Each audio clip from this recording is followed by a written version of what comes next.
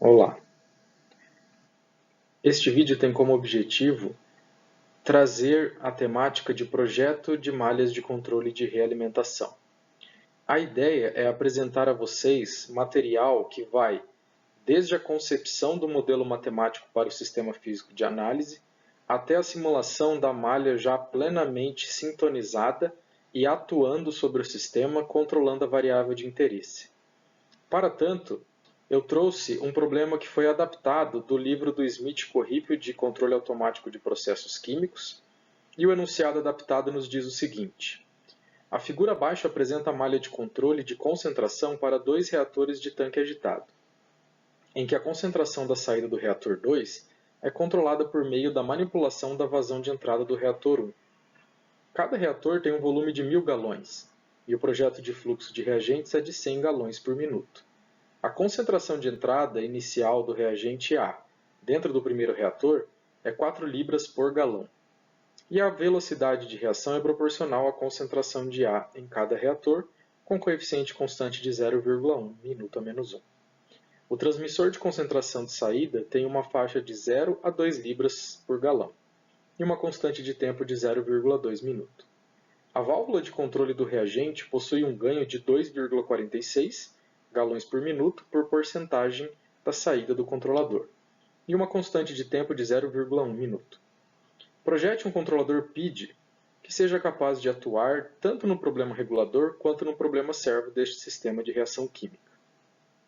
Então, na ilustração, é possível observar que um sensor alocado nesta posição é capaz de fazer a medida da concentração na corrente de saída do reator 2, leva esta medida a um controlador que recebe o set point deste valor, ou seja, qual é a concentração na qual esta corrente deverá deixar o reator, e o controlador manda adiante as coordenadas de como é que a válvula de entrada alocada nesta posição deve se comportar para manter a concentração do tanque 2 na saída no valor desejado. Então a ideia é que qualquer mudança observada na concentração de saída do tanque 2 seja regulada por adequações na vazão da corrente de entrada no reator 1. Então, vejam que já no fluxograma é destacada a necessidade de que a vazão seja uma função do tempo para este problema, uma vez que ela vai ter que mudar para que eu possa causar a atuação no sistema e corrigir eventuais problemas operacionais por meio do controle automático. Essa é uma característica interessante desse tipo de problema, porém ela acarreta numa complexidade maior dos cálculos. Vamos então à etapa de modelagem matemática para este sistema. Eu vou utilizar balanços de massa para obter modelos que representem como a concentração de saída do tanque 2 vai se relacionar a variações na vazão causadas para manipulação da válvula e cumprimento do método de controle, e perturbações também provenientes da concentração de entrada neste tanque. Então, de forma geral, o balanço de massa em número de mols pode ser dado para uma espécie química da seguinte forma. Considerando as simplificações apresentadas no fluxograma, eu tenho esta equação dinâmica para o tanque 1 e eu tenho, de forma muito semelhante, esta expressão para o reator número 2. Vejam que está explícito em ambas as equações que a vazão é a função do tempo e isto é necessário. Eu não posso considerar neste exemplo uma vazão constante, uma vez que a vazão vai ter que mudar para cumprir aí a meta de manter a concentração do tanque 2 no valor desejado. Para que eu possa escrever um modelo em variável de desvio, eu necessito das suas versões em estado estacionário. Então, no estado estacionário, eu tenho esta equação para o tanque 1. A notação de barra está reservada para variáveis calculadas no estado estacionário. Esta equação me permite fazer o cálculo de qual a concentração na saída do tanque 1 no estado estacionário, informação essa que não foi fornecida no enunciado. Veja que ela depende apenas de valores que já foram fornecidos pelo enunciado. Para o tanque 2, eu também tenho esta expressão, que é muito semelhante à anterior, e que também permite, de forma bem simples, o cálculo de qual deve ser a concentração no tanque 2 no estado estacionário. Veja que ela depende da concentração do tanque 1. Então, o cálculo de ambas, que vai ser útil para nós no futuro, pode ser feito de forma sequencial. Agora, eu faço a subtração entre os balanços estacionários e os balanços dinâmicos para escrever o meu modelo em variável de desvio, que vai ser muito mais prático para trabalhar com o conceito de função de transferência. Então, para o tanque 1 eu tenho esta expressão e para o tanque 2 uma expressão bastante similar. Porém, nós temos o desafio agora de como tratar o produto entre duas variáveis que são função do tempo, que aparecem em alguns termos dos meus dois modelos. Isso é feito por meio da linearização desses termos, uma vez que, quando eu precisar utilizar transformadas de Laplace para poder chegar numa definição de função de transferência para os modelos, a transformada não está definida para produtos desse tipo. Com isso, há necessidade do uso das séries de Taylor para linearizar funções dessa forma. As séries de Taylor fazem com que eu obtenha uma aproximação de um produto como esse numa forma linear. Veja que a partir daqui eu trunquei a série de Taylor apenas nos termos de primeira ordem. Termos de segunda ordem ou mais, eles vão continuar sendo não lineares, portanto não são úteis para nós. Para completar esse cálculo, basta apenas que nós façamos a avaliação dessas duas derivadas. Então, a derivada deste produto em relação à vazão é a concentração de entrada.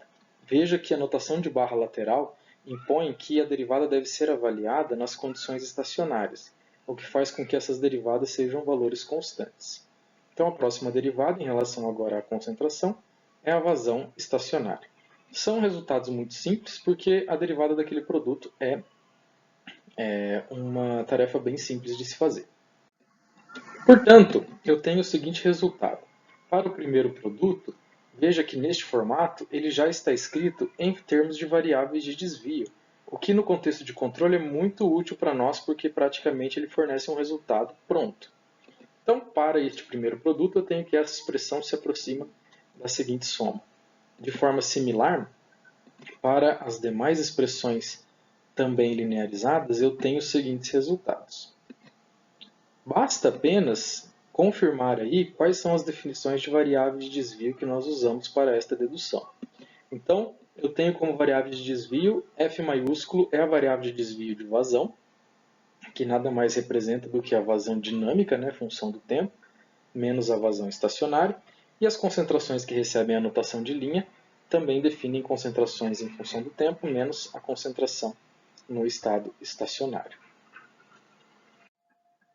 Resgatando então a definição do balanço para o primeiro reator em sua forma dinâmica, eu tenho a seguinte expressão. Agora eu vou utilizar as definições tanto da aproximação dos termos não lineares quanto das variáveis de desvio para reduzir esta equação de diferenças para uma forma em termos da sua variável de desvio. Vejam que agora eu tenho apenas expressões lineares na minha expressão e quando for necessário aplicar transformadas de Laplace, isso se torna uma meta possível a partir de então. Então eu vou reunir os termos que são semelhantes, colocando algumas coisas em evidência aí para facilitar a notação. E a partir de agora eu vou fazer a divisão para deixar principalmente este termo aqui sozinho, sem nenhum coeficiente, uma vez que isso vai facilitar a definição de alguns parâmetros dentro do meu modelo. Com isso eu tenho esta expressão como resultado e a partir de agora eu defino alguns parâmetros que são interessantes. O primeiro deles é o tal, que é uma forma de tempo característico do processo, vai acompanhar a derivada primeira nas expressões a partir de agora. Eu vou definir uma constante K1, que nada mais é do que uma reunião de constantes ali para ajudar a enxugar a minha notação, e também uma constante K2 dado por esta forma.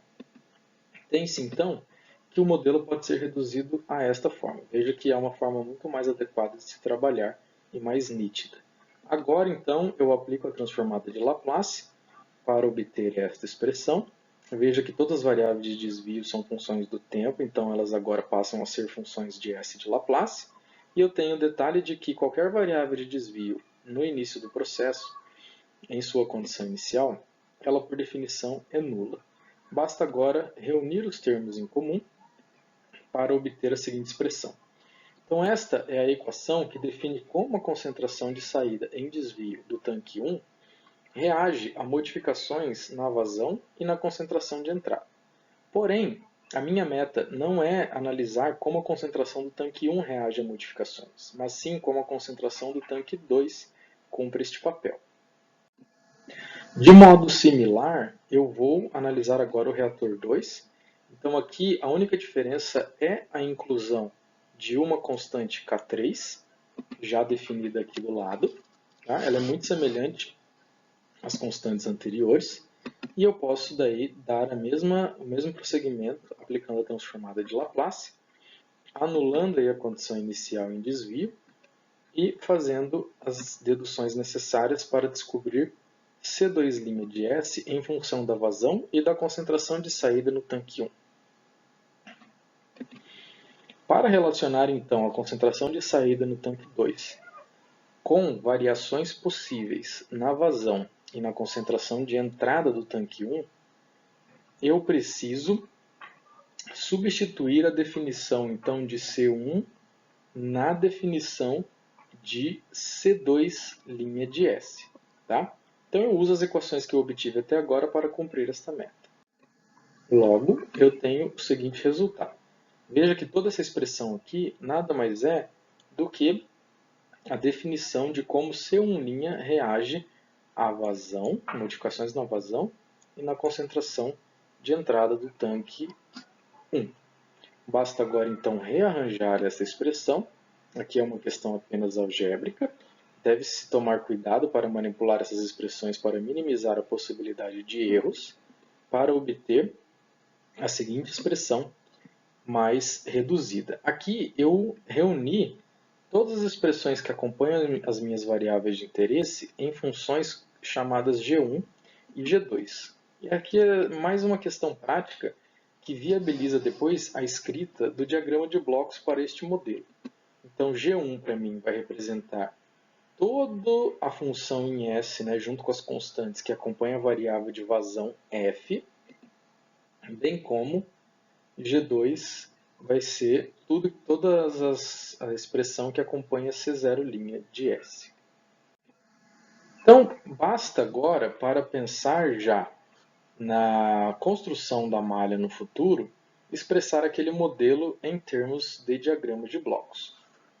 Então, aqui eu necessito expressar C2' de S em função de todos os blocos variáveis que compõem a minha equação em S obtida no slide anterior.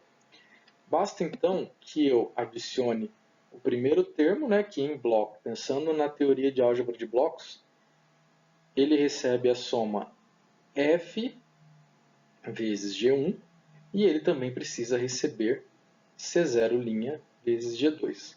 Então esta é uma das possibilidades, para nós vai ser a utilizada ao longo de todos os vídeos, para a escrita do modelo.